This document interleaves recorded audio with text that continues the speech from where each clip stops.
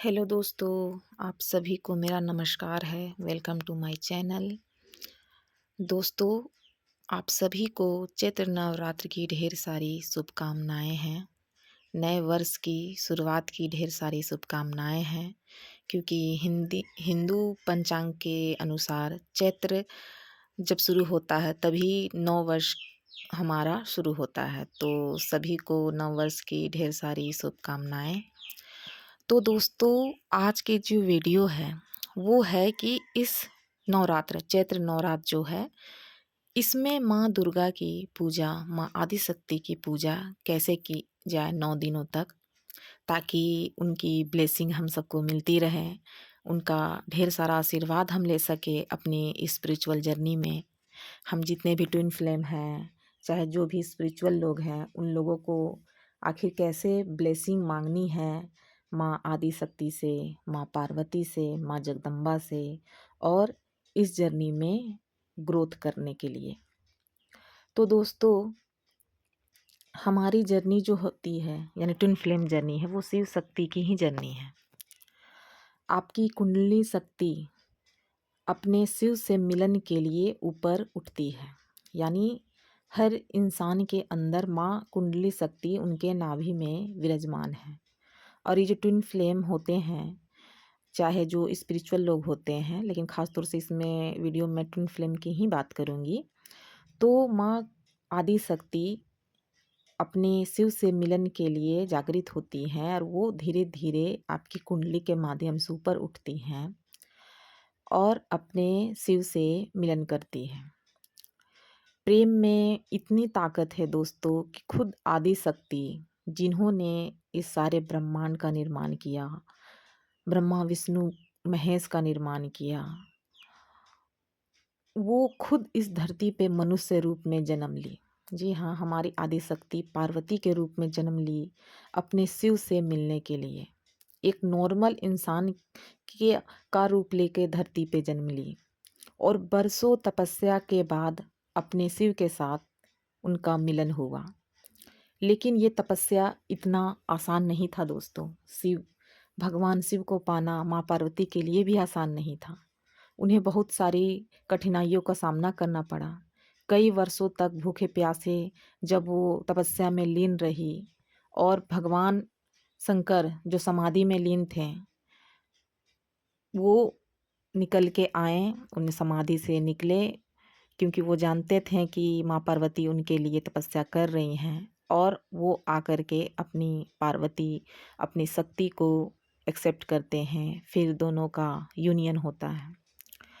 तो अब ये सब मैं क्यों बोल रही हूँ? मैं इसलिए बोल रही हूँ क्योंकि जितनी डीएफ है कहीं ना कहीं फेमिनाइन एनर्जी में ही है, अधिकतर से ज़्यादा फेमिनाइन एनर्जी में ही है।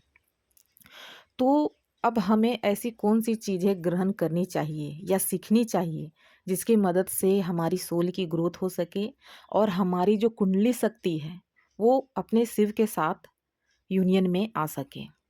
तो दोस्तों, इस चैत्र नवरात्र में अगर हो सके जितने भी फेमिनाइन हो, तो अपना पूरा नियम का पालन करें। 9 दिनों तक माता रानी का पूजा अर्चना ज़रूर करें।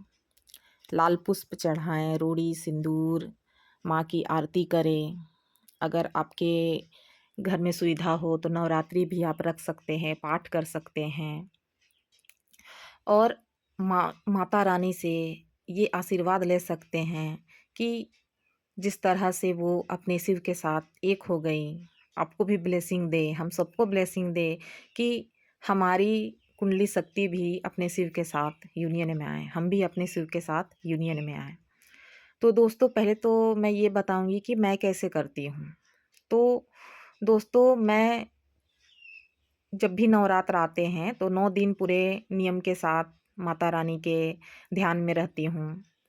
माता रानी को हमेशा स्मरण करते रहती हूँ।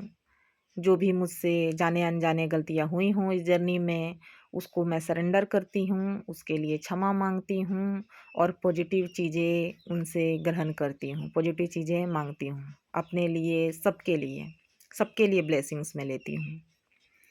और मैं दुर्गा सप्तशती का पाठ भी करती हूँ, जो मेरे गुरु ने मुझे बताया था जब मैं इस जर्नी में आई थी। तो मेरे गुरु ने एक चीज़ मुझे ये समझाया कि इस जर्नी में माता रानी का पूजा अर्चना बहुत ज़रूरी है, उनसे ब्लेसिंग बहुत ज़रूरी है। ये कठिन तपस्या आप तभी पार कर पाओगे अगर माता रानी का हाथ आपके ऊपर ना हो। तो दुर्गा सप्तशती का पाठ आप कर सकते हैं। हिंदी में भी उसमें रहता है, संस्कृत भी है, हिंदी भी है। चूँकि मैं संस्कृत उतना अच्छा से नहीं पढ़ सकती जानती हूँ, इस वजह से मैं हिंदी में ही पाठ करती हूँ, पूजा अर्चना करती हूँ, भोग लगाती हूँ माता रानी को और सबके लिए ब्लेसिंग मांगती हूँ। इस बीच आपको किसी के लिए भी मन में नाराज़गी नहीं रखना है, सबको माफ़ करना है, सबको। जितने लोगों ने आपको बुरा किया हो, आप सबको बस माता रानी को समर्पित कर दीजिए। उनसे बड़ा इस धरती पे कोई नहीं है। आपके दुःख हर सुख उनसे अच्छा कोई नहीं जान सकता है। तो उनको सारे चीज़ें, चाहे वो नेगेटिव हो या पॉजिटिव हो, उनको सरेंडर कर दें। पूजा अर्चना सुबह शाम ज़रूर करें और जिस दिन नवरात्रि होगी, जिस दिन नवमी होगी, उस दिन अगर हो सके तो कन्याओं को भोग ज़रूर लगाएं, भोजन ज़रूर कराएं नौ कन्या को। नौ कन्या के रूप में सोचिए माता रानी ही आती है। वैसे भी छोटी कन्याओं को लक्ष्मी, माँ दुर्गा के रूप में, माँ सरस्वती के रूप में ही हम देखते हैं, पूजा करते हैं उनकी। तो नौ कन्या को अगर आप भोजन करा सके तो ज़रूर कराएं।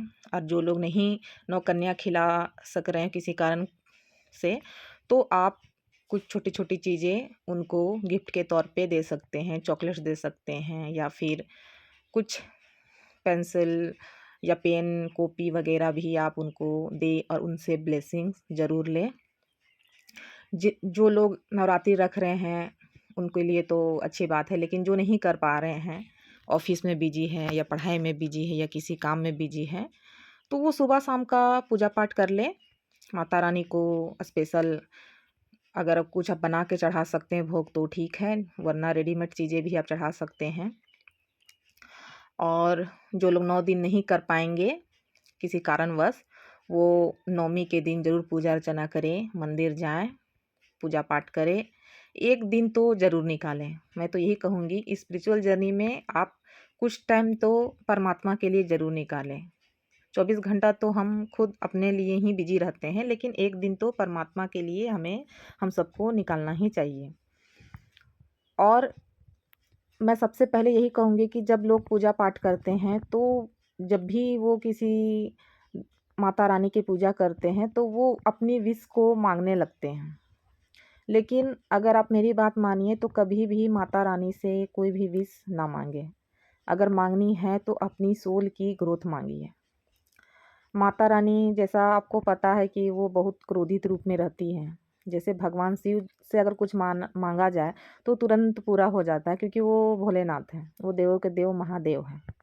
वो तो असुरों को भी वरदान दे देते हैं, लेकिन माता रानी ऐसी ही कोई चीज़ों को पूरा नहीं करती हैं। वो हमारी पूरी परीक्षा लेती है। वो टटोलती है कि क्या वो जो ये विष मांग रही है या मांग रहे हैं, क्या ये विष के काबिल हैं। तो वो परीक्षाएं लेती हैं और हम हैं नॉर्मल इंसान, उतनी बड़ी परीक्षाओं में शायद ना पास हो पाएँ। तो इसलिए कभी भी माता रानी से कभी कुछ मांगे ना, बस अपने आप को सौंपें और उनसे रिक्वेस्ट करें कि वो आपकी सोल की ग्रोथ करें। बस इतना ही कहें कि माता रानी, बस मैं आपकी सेवा करना चाहती हूँ, इसीलिए मैं आपकी पूजा पाठ या आपकी ध्यान कर रही हूँ।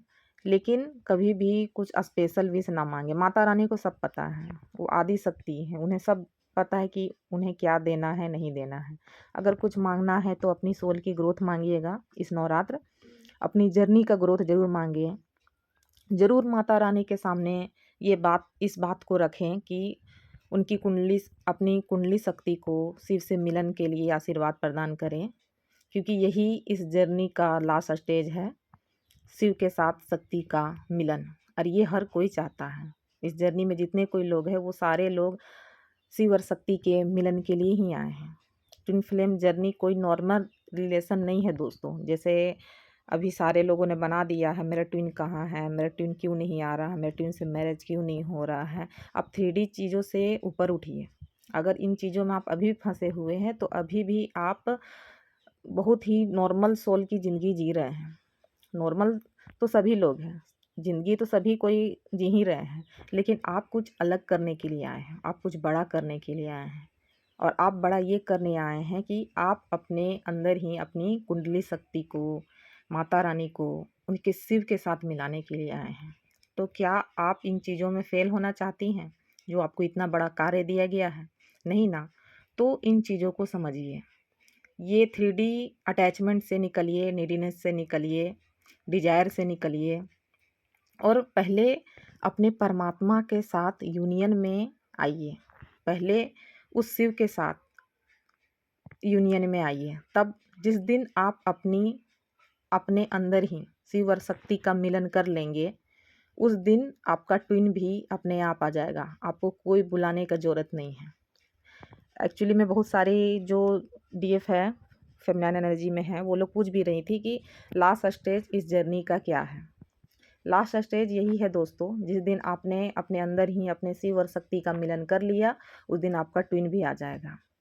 अब इसमें कोई टाइम आपको नहीं बता सकता है कि ये कब होगा, नहीं होगा। जिस दिन अपने अंदर के सारे विकार को आप नष्ट कर देंगे, अपने वुंड्स क्लियर कर लेंगे, अपने ब्लॉकेज क्लियर कर लेंगे और सबसे बड़ा चीज़ है कि आप अपने कर्मा जिस दिन ख़त्म कर लेंगे, जिस दिन आपके अंदर कोई भी ऐसी चीज़ नहीं बचेगी नकारात्मक चीज़, उस दिन आपके शिव आपके पास होंगे। तो आपने बहुत सारे लोगों ने शिव और शक्ति का जर्नी पढ़ा भी होगा, सुना भी होगा, देखा भी होगा और जो डिवाइन फेमिनाइन नहीं जानती है वो प्लीज़ थोड़ा इस पे रिसर्च करे, देखें कि माता रानी ने, माँ पार्वती ने कितने कष्ट सहे हैं भगवान शिव को पाने के लिए। क्या आपने उनका 1% भी कष्ट सहा है? तो मुझे तो नहीं लगता, मैं खुद भी यही बोलूँगी कि मैंने भी कोई बड़ा ये नहीं किया है, क्योंकि उनका मुकाबला कौन ले सकता है? कोई भी नहीं। तो कम से कम माता रानी का कोशिश करना कि माँ पार्वती से के बराबर कम से कम हम लोग थोड़ा भी अगर कष्ट सह लें, तो हमारे शिव हमारे पास ही होंगे, कहीं नहीं जाएँगे हमें छोड़ कर के। तो आप सब अच्छे से नवरात्र मनाइए, माता रानी से ब्लेसिंग लीजिए। मेरी भी ब्लेसिंग आप सबके साथ है कि जो भी आपके लाइफ में लिखा हो पॉजिटिव चीज़ वो ज़रूर हो, आपके शिव के साथ आपका यूनियन ज़रूर हो। और आप कमेंट करके ज़रूर बताएं कि आप इस नवरात्र क्या पूजा कर रहे हैं, माता रानी की सेवा कर रहे हैं, उनकी आराधना कर रहे हैं। जो भी कर रहे हैं उनके लिए बहुत अच्छी बात है। चलिए फिर से नवरात्र की बहुत सारी शुभकामनाएँ। लाइक शेयर कमेंट ज़रूर करें। जय शिव शक्ति।